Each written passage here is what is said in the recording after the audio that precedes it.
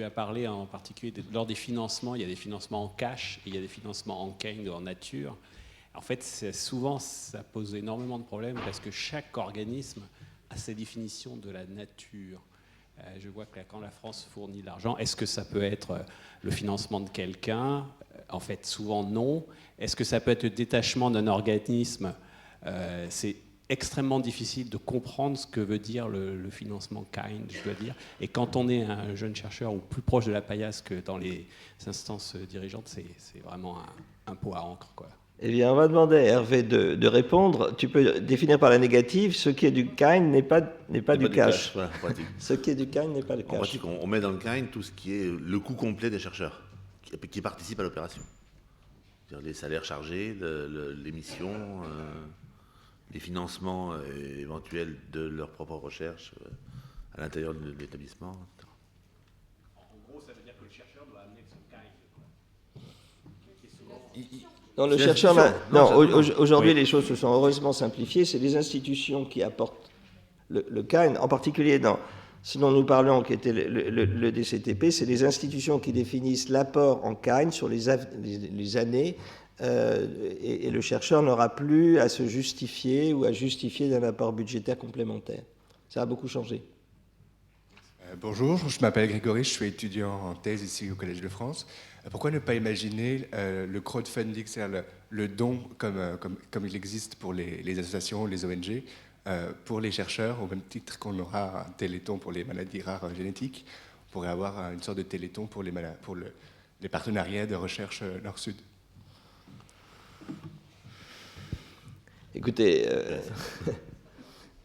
on pourrait effectivement imaginer, il faudra que les institutions y réfléchissent, savoir à la fois public et privé si elles souhaitent avoir ce type de financement. Le problème, c'est que les établissements publics ne peuvent pas, par principe. Donc Pasteur, qui est une fondation, a le droit de recevoir des dons, et il fonctionne énormément sur des dons et des legs, mais c'est vrai qu'officiellement, la recherche publique n'a pas le droit. Après, par le Téléthon, il y a sûrement ils ont dû trouver une... Peut-être le message quand même aussi à retenir, c'est qu'il y a de l'argent. Il y a un certain nombre, il n'y en a jamais assez, bien sûr. Il y a un certain nombre d'opportunités, on l'a vu ici, et je crois que l'important est d'avoir d'abord une information suffisante pour que chacun applique au bon moment et au bon endroit, et probablement aussi pour les décideurs une politique d'ensemble. Et c'est là où IBI, Avisan peut aider, me semble-t-il, à ce que le paysage soit le plus simple possible pour les scientifiques. Bonjour, je m'appelle Julie Guignot, je suis chargée de recherche INSERM, ici au Collège de France. Je travaille sur des bactéries qui provoquent des diarrhées, en particulier chez les enfants dans les pays en voie de développement. Et cette phrase-là, c'est la première phrase que j'écris quand j'écris mes rapports d'activité, quand j'écris mes publications. Mais concrètement, ça s'arrête là. C'est-à-dire que mon sujet, il est extrêmement fondamental. Donc c'est vrai qu'au fil des années, ça génère un peu de frustration d'être loin du terrain, loin des patients, loin de la clinique. Donc vous faites un appel en disant si vous êtes intéressé, rejoignez-nous. Mais concrètement, dans nos laboratoires, on ne sait pas ce qu'il existe comme coopération nord-sud sur nos thématiques à nous, par exemple les diarrhées infectieuses pour mon cas. Si ça existe, comment on peut les rejoindre? Si ça n'existe pas, quels sont les besoins sur le terrain et qu'est-ce qu'on peut faire pour essayer de le mettre en place? Et dernier aspect, est-ce que nous, avec nos connaissances de recherche fondamentale, on va quand même pouvoir apporter quelque chose à ce partenariat Nord-Sud? Alors, la réponse est évidemment oui.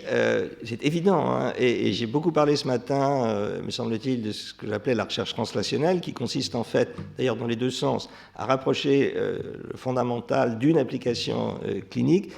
Il me semble que les actions coordonnées que nous avons mises en place et dont vous entendrez parler un peu plus parce que nous comptons diffuser des informations d'ici la fin de l'année, permettra justement et devrait permettre à travers des ateliers de réflexion, de l'information et si possible des montages de projets, devrait permettre de répondre à votre interrogation. Encore une fois, il en existe, en dehors bien sûr de la partie VIH, donc où tout s'effectue à travers l'ANRS, il en existe 3 qui sont en cours de montage ou montées et qui sont donc respectivement pour le paludisme, la tuberculose et les maladies négligées. Et les diarrhées, en fait, seront vraisemblablement pris en compte dans ce qu'on appelle les maladies négligées. Donc n'hésitez pas à nous écrire et on verra comment organiser autour de vos problèmes une meilleure rencontre entre des aspects un peu plus fondamentaux, indispensables à la nourriture, on va dire, de problèmes de clinique beaucoup plus d'aval.